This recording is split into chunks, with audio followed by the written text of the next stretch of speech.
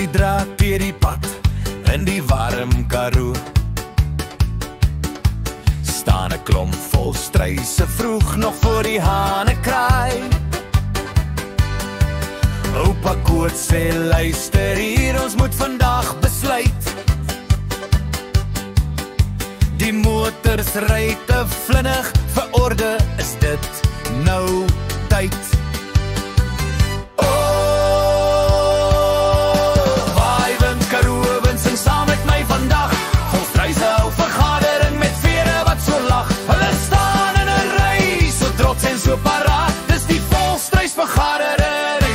Langs die draad.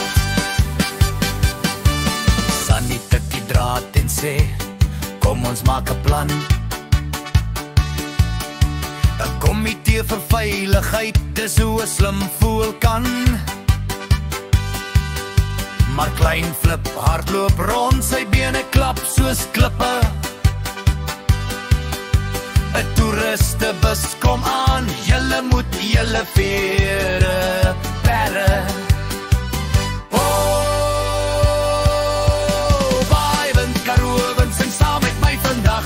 Volstruise hou vergadering met vere wat so lag. Hulle staan in 'n ry, so trots en so paraat. Dis die volstruisvergadering langs die draad. Toe stop die bus, kameras klik. Die volstruise staan so styf en sluk. Maar klein Flip kry paniek en duik in die sand. En al die ander volg, dis volstruisland. Die toeriste lag en neem al foto's van agter. 'n ry volstruisboude kon dit nog snaakser. Oupa Koot sê later wel, ons het nie veel bereik.